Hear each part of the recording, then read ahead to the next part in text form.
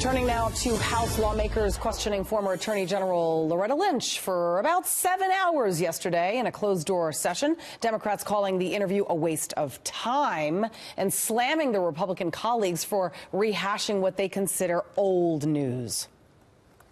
The Attorney General has given tremendous service to our country.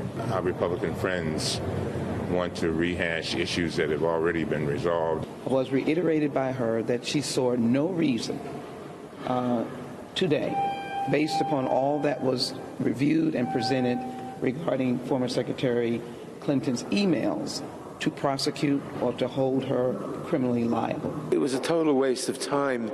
It was simply rehashing things that have been gone over in public many times before.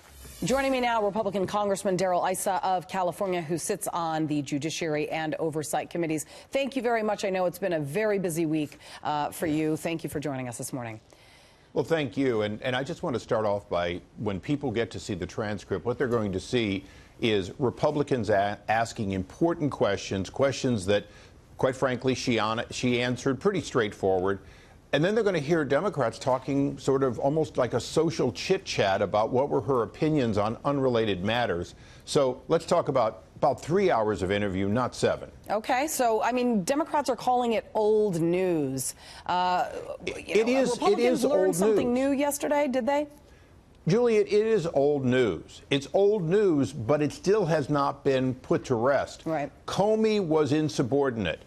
Comey did not inform the Attorney General, who had not recused herself, that he was about to dismiss a case for lack of evidence when, in fact, he wasn't a prosecutor, but rather an FBI head. He did a lot of things that justify his firing. And ultimately, one of the greatest questions that had to be resolved was FBI Director Comey fired for good and valid reason? And I think we put to rest in no uncertain terms that he was appropriately fired by the chief executive for his ongoing insubordination, his attitude. That's separate from his efforts to try to undermine the presidency before Donald Trump was elected and right afterwards, with his deceit, his actions toward Flynn, all kinds of other things. Ultimately, the firing of James Comey was correct and appropriate, and we put that to rest yesterday with the help of the Attorney General. Now, both the Judiciary and Oversight, they're jointly examining allegations of bias, and that is a big sticking point for Republicans, and one that Democrats might not understand, because this is not old news. This just happened, I mean, just about a year ago. And specifically, I'm referring to, of course, the former AG's controversial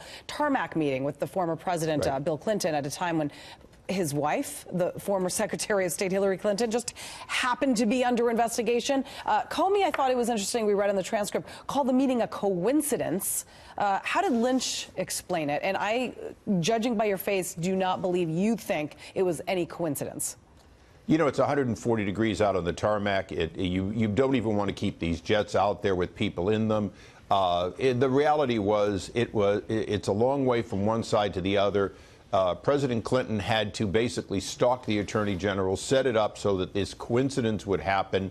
And then he not only had private conversations with the Attorney General, who was about to move out of her position and want somebody of influence to help her in her future life, but he also privately and separately talked to members of her staff, and we still don't know what was said there. But the same was true. These people were about to go out of office, and having the President of the United States and a former president and a man who controlled $500 million of charity assets and global reach, you better believe he had influence far beyond that of the average citizen, talking about chit-chat and children. Right. He had influence that affected the decision of whether his wife was prosecuted for what was clearly wrong.